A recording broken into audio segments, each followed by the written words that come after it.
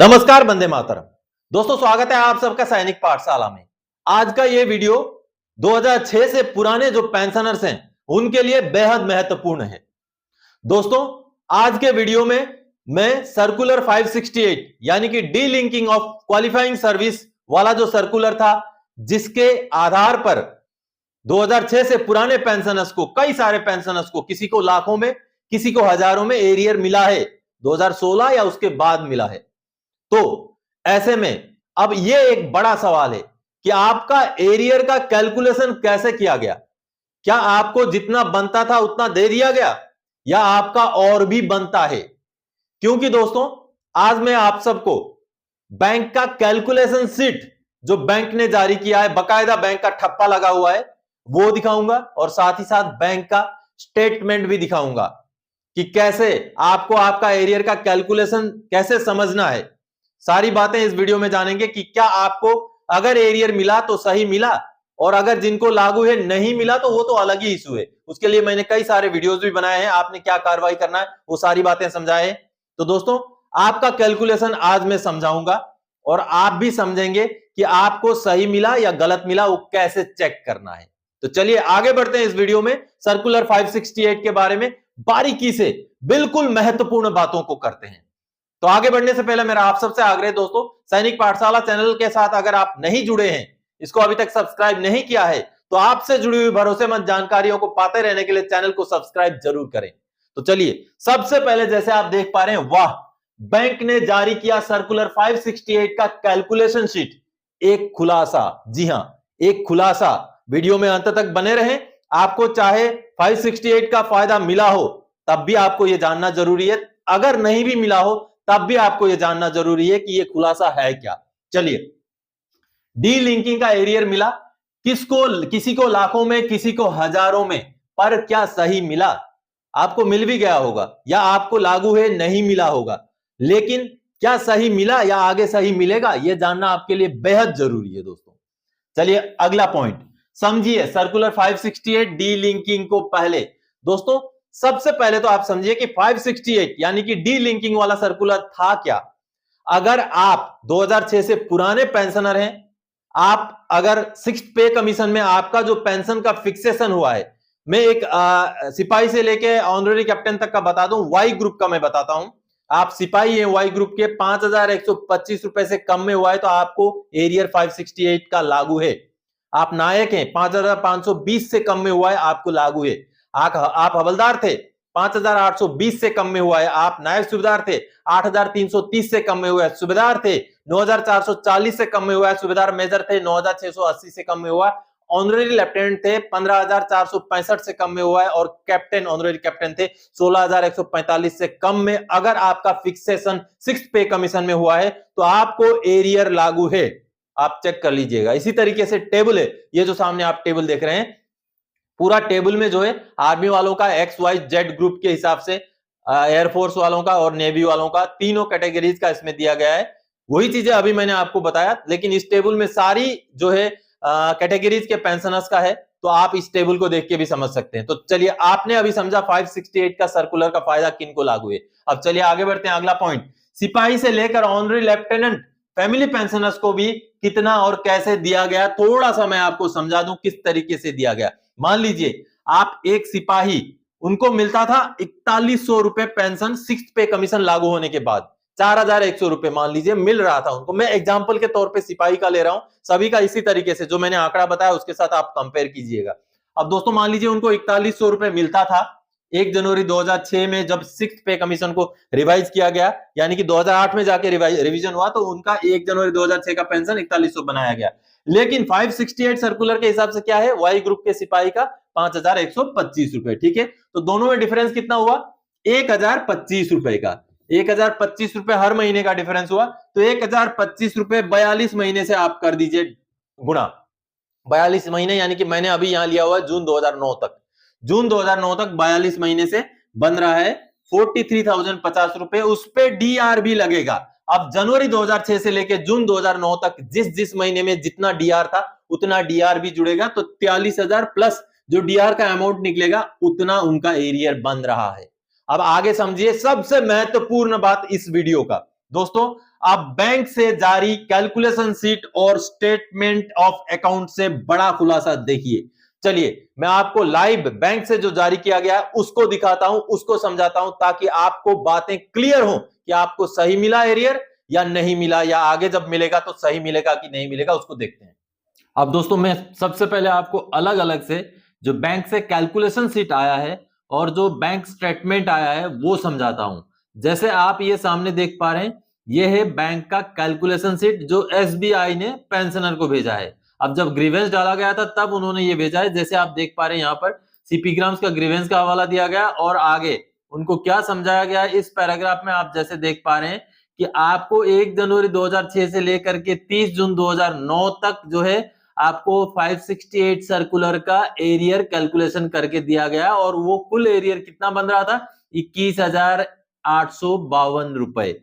अब इस 21,852 रुपए का आगे कैलकुलेशन शीट बना के भेजा गया है। चलिए वो कैलकुलेशन शीट में दिखाता हूं, इसको मैं व्यू आपको थोड़ा सा आसानी से समझ में आ जाए। ये देखिए ये रहा वो कैलकुलेशन शीट, जैसे आप देख पा रहे हैं। ये देखिए एसबीआई का बिल्कुल ठप्पा मोहर लगा हुआ है, ये कैलकुलेशन शीट है। आपको थोड़ा सा जूम करके ये देखिए, ये आप जैसे देख पा रहे हैं circular number 568 arrear calculation sheet, और ये हीरा सिंह जी का है। जैसे ये देखिए हीरा सिंह जी का है। अब ये कैलकुलेशन शीट कब से, जनवरी 2006 से शुरू होकर के ये आगे बढ़ रहा है। और वो कैलकुलेशन कैसे किया हुआ है, जैसे आप यहाँ पर देख पा रहे हैं दोस्तों, कैलकुलेशन किस हिसाब से किया हुआ है मैं समझाता हूं। अब इस कैलकुलेशन शीट में ये समझाया गया है कि जो उनको पेंशन पेमेंट किया गया है 1 जनवरी 2006 के डेट में, उनको पेमेंट किया गया 4,755 रुपए, और उनका बनता कितना था पेएबल, यानी कि कितना पेमेंट होना चाहिए था 5,230 रुपए, जो कि आपने देखा सर्कुलर 568 का बेसिक पेंशन है। अब इसके हिसाब से जो डिफरेंस बन रहा था, वो डिफरेंस जो बन रहा था 475 रुपए का बन रहा था, और चूंकि 2006 जनवरी में कोई डीआरडीए नहीं था तो 0 रुपीज, आगे जाकर के डीएडीआर का कुछ भी अमाउंट नहीं आता है, और ये 475 रुपए उस महीने का। तो उसी तरीके से महीना दर महीना ये देखिए बढ़ता जाता है बढ़ता जाता है। मान लीजिए हम एग्जाम्पल लेते हैं मई 2008 का। मई 2008 का अगर हम एग्जाम्पल लें तो आप ये देखिए मई 2008 में पेंशनर को क्या मिला है 4,755 रुपए उनको हर महीने का पेंशन मिला, जबकि उनको मिलना चाहिए था 5,230 रुपए, और आगे जाकर के उसका डिफरेंस 475 रुपए। उस समय में डीए का परसेंटेज 12% और उनको 57 रुपए डीए का जुड़ता है, जब जो जाकर के 532 रुपए बनता है कुल डिफरेंस। तो इस तरीके से ये जो कुल डिफरेंस है होते होते उनका 21,852 रुपए बनता है 568 का सर्कुलर का एरियर। जैसे आप यहां देख पा रहे हैं 21,852 रुपए। और आपने लेटर में भी जैसे देखा दोस्तों, अब ये लेटर भी मैं आपको दिखाता हूं कि जो लेटर है उस लेटर में ये देखिए लेटर में भी 21,852 रुपए उनको एरियर दिया गया है। यहां तक बिल्कुल सही है, ये बिल्कुल सही है। एरियर का कैलकुलेशन शीट है एसबीआई द्वारा दिया गया। अब आगे दोस्तों समझिए आप कि आगे जब बैंक का स्टेटमेंट मंगवाते हैं पेंशनर, अब मैं आपको दिखाता हूं बैंक का स्टेटमेंट। अब दोस्तों ये रहा बैंक का स्टेटमेंट, जैसे आप देख पा रहे हैं हीरा सिंह जी का ये बैंक का स्टेटमेंट है। और बैंक का स्टेटमेंट उन्होंने मंगवाया 1 जनवरी 2006 से लेके 31 अक्टूबर 2011 तक का स्टेटमेंट मंगवाया। अब इस स्टेटमेंट में दोस्तों चलिए आप ये देख पा रहे हैं 2008 का इस तरीके से देख पा रहे हैं। चलिए इसमें से कोई भी एक पेंशन उठा लेते हैं, 4,136 रुपए। ये मान लीजिए पेंशन कौन से महीने का पेंशन है, ये देखिए अक्टूबर 2008 का पेंशन है। अक्टूबर 2008 में पेंशनर को पेंशन कितना मिला है 4,136 रुपए। आगे भी उनको उतना ही मिलता था, ये देखिए 4,136 रुपए, पहले भी 4,136 रुपए मिला। अब आप ध्यान कीजिए इस बात को कि अक्टूबर 2008 में उनको पेंशन कितना दिया गया था 4,136 रुपए। और आपको बता दूं ये पेंशनर 1987 के शायद रिटायरी है, 1987 के रिटायरी हैं, तो इनका कम्यूटेशन कटने का भी कोई सवाल नहीं पैदा होता। तो उनको स्टेटमेंट के हिसाब से बकायदा बैंक में कितना पैसा जमा हुआ था, ये जमा हुआ था 4,136 रुपए। और ये जो पेंशन उनको मिला दोस्तों, ये 8वां पे कमीशन डिक्लेरेशन के बाद का है। ये देखिए ये सितंबर और अक्टूबर का अगर हम बात करें तो ये 8वां पे कमीशन जब डिक्लेयर हो गया, जब लागू हो गया तब का पेंशन है, यानी कि 4,136 रुपए अक्टूबर 2008 का पेंशन इन पेंशनर का था। अब देखिए आगे और भी है, ये देखिए 4,000, फिर आगे थोड़ा सा बढ़ोतरी होती है 4,000 कुछ हो जाता है, फिर ऐसे बढ़ बढ़ करके 4,136 रुपए उनका अक्टूबर 2008 का आपने पेंशन देखा। अब 4,136 रुपए बैंक स्टेटमेंट के हिसाब से उनको पेंशन मिला है। अब मैं दोबारा से आपको दिखाता हूं जो कैलकुलेशन शीट है, जो बैंक ने उनको भेजा है। अब उस कैलकुलेशन शीट को में दोबारा चलते हैं अक्टूबर 2008 में। अब देखिए अक्टूबर 2008 में हम पहुंचते हैं। अब ये जो आप देख पा रहे हैं ये है अक्टूबर 2008। ये रहा अक्टूबर 2008 जो कि 34 नंबर सीरियल में है। अब यहां पर आप ये देख पा रहे हैं ये बहुत बड़ा जो है गड़बड़ी दिख रहा है। क्या दिख रहा है? उनको दिखाया गया है कि 4,755 रुपए दिया गया और उनका बनता था 5,236 रुपए, जबकि हमने देखा क्या था 4,136 रुपए उनको दिया गया था, जबकि यहां दिखाया कितना गया 4,755 रुपए। तो देखिए 4,755 रुपए भुगतान दिखाया गया कैलकुलेशन शीट में, जबकि ओरिजिनली भुगतान हुआ था 4,136 रुपए। तो जो डिफरेंस 475 रुपए का यहां दिखाया गया ये डिफरेंस ज्यादा होना चाहिए था। आप बिल्कुल समझ गए होंगे अभी कि किस तरीके से कैलकुलेशन शीट बनाते टाइम जो है ये गलती हुई है। अब देखिए आगे इसका जो डिफरेंस है उसी तरीके से हर महीने में वो डिफरेंस है, और जो ये 21,852 रुपए उनको जो एरियर दिया गया इसमें बढ़ोतरी होनी चाहिए, क्योंकि ये कैलकुलेशन शीट भी और जो बैंक स्टेटमेंट भी है वो दोनों छठे पे कमीशन को लागू होने के बाद बनाया गया है, बाद जारी किया गया है। तो इसमें कहीं ना कहीं गड़बड़ी दिख रही है। तो आपको भी आपका बैंक स्टेटमेंट मंगवाना चाहिए, आपको भी आपका कैलकुलेशन शीट मंगवाना चाहिए दोस्तों, और आपको भी इस तरीके से चेक करना चाहिए कि आपको सही एरियर मिला 568 का या नहीं मिला। तो दोस्तों आप सबने देखा कि पेंशनर ने सीपी ग्राम्स में गुहार लगाया, पेंशनर ने बैंक स्टेटमेंट अपने बैंक से निकाला और ये चीजें चेक करके उनको पता चला कि उनको सही एरियर नहीं मिला था। तो उनको आगे अभी वो कार्रवाई करेंगे, उनको मैंने थोड़ा समझा भी दिया कि कैसे करना है।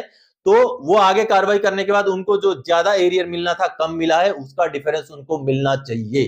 तो दोस्तों आप भी चेक करिए, तो क्या आपको सर्कुलर 568 का सही एरियर मिला? आपको अगर मिला है तो क्या सही मिला, और अगर नहीं मिला है लागू है तो आपको तो कार्रवाई करना ही करना है। सीपी ग्राम्स में ग्रीवेंस डालिए, कैसे भी करिए।